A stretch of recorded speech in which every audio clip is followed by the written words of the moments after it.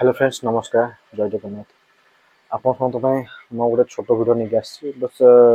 blog ତ କହିବିନି bus ଖାଲି ଗୋଟେ ଛୋଟ ଭିଡ଼ିଓଟେ କାହିଁକିନା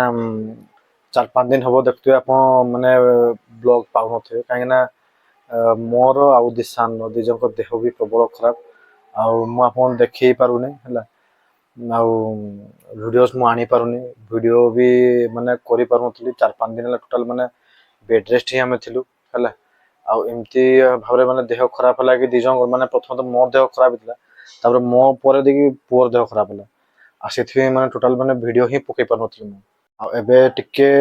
ମାନେ ଆଗ ପାଇଁ ଟିକେ ଇମ୍ପ୍ରୁଭ୍ ହେଇଛି ହେଲା ଆଜିକୁ ହେଲା ପାଖାପାଖି 6 ଦିନ ପ୍ରାୟ ହେଇଗଲା ଆଉ ଅବଶ୍ୟ ଟିକେ ଭଲ ଲାଗୁଛି ସେଥିପାଇଁ ମୁଁ ଟିକେ ଉଠିକି ମାନେ ଭିଡ଼ିଓ ଟିକେ ବନେଇ ପାରିଲା ଭଳିଆ ଟିକେ କଥା କହିପାରୁଛି ନହେଲେ ସେତେବେଳେ ମାନେ ଏତେ ଦେହ ଖରାପ ହେଇଥିଲା ମାନେ ମୁଁ ଟୋଟାଲ ଭିଡ଼ିଓ ହିଁ ପକେଇ ପାରୁନଥିଲି ଆଉ ପୁଅର ଦେହ ତ ଏବେ ବି ଟିକେ ମାନେ ଟିକେ ଇମ୍ପ୍ରୁଭ୍ ହେଇଛି କିନ୍ତୁ ଏତେ ବି ଭଲ ହେଇନି ବଟ୍ ଦେଖିବା ତାର ବି ସେ ବି ତାର ମେଡ଼ିସିନ ନେଉଛି ଖାଉଛି ଆଉ ମୁଁ ଟ୍ରାଏ କରୁଛି କି ୟାପରେ ଯଦି ହେଲା ମାନେ ଯେତେ ଜଲ୍ଦି ପୁଅ ବି ଟିକେ ରିକଭର ହେଇଯିବ ଦେନ୍ ତାପରେ ଆମର ରେଗୁଲାର ଭିଡ଼ିଓ ଚାଲିବ ଏମିତି ଆଉ ଆଶା କରୁଛି ଆପଣମାନେ ଏମିତି ଭଲ ପାଇବା ଦେଉଥିବେ ଆଉ ପ୍ରୋବ୍ଲେମ୍ ତ ବୁଝୁଛନ୍ତି ମୁଁ ଆଉ କ'ଣ କହିବି ଏକ୍ସଟ୍ରା